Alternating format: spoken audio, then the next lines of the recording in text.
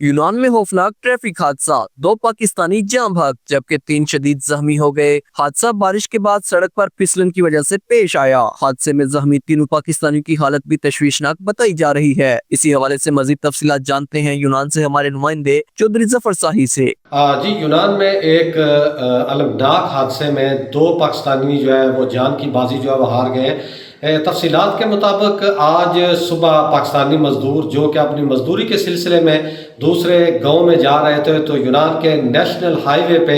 एक खौफनाक हादसे में ये जो 2 पाकिस्तानी हैं ये जान की बाजी हार गए हैं, जबकि इस खौफनाक हादसे में 3 पाकिस्तानी जो है वो इस वक्त शदीद ज़ख्मी हैं और इन शदीद ज़ख्मी में एक पाकिस्तानी जो है वो इस वक्त भी कोमे की हालत में है। ये गाड़ी जो है सुबह पाकिस्तानी मज़दूरों को लेकर जो है वो दूसरे मकाम पे जा रही थी, लेकिन बारिश की वजह से और कम रोशनी की वजह से सड़क पर जो फिसलन की वजह से ये हादसा जो है पेश आया, जिसके नतीजे में 2 गाड़ियाँ जो हैं वो आपस में टकराई हैं और ये गाड़ी जिसमें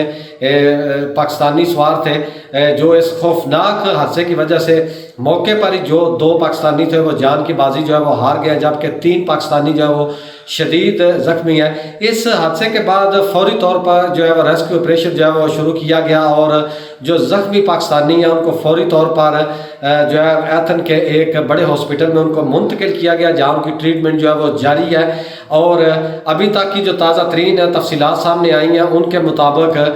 2 पाकिस्तानियों की जो वफ़ात है वो कन्फर्म कर दी गई है, जबकि 3 पाकिस्तानी जो है इस वक्त भी शदीद ज़ख्मी हैं जो ज़िंदगी और मौत की कश्मकश में। जिस तरह पहले भी हमने अपने नाजरीन को बताया कि एक पाकिस्तानी ज़ख्मी में से जो है वो कोमे की हालत में है, जबकि जो दूसरे 2 पाकिस्तानी हैं वो भी शदीद ज़ख्मी है, जबकि 2 पाकिस्तानी जो है उनकी वफ़ात जो है उसको कन्फर्म कर दिया गया है और इनकी डेड बॉडी जो है वो एथन के एक मुकामी हॉस्पिटल जो है उनको वहाँ मुंतकिल किया गया है और ज़रूरी कार्रवाई के बाद ये डेड बॉडीज़ जो है इनको पाकिस्तान जो है वो रवाना किया जाएगा।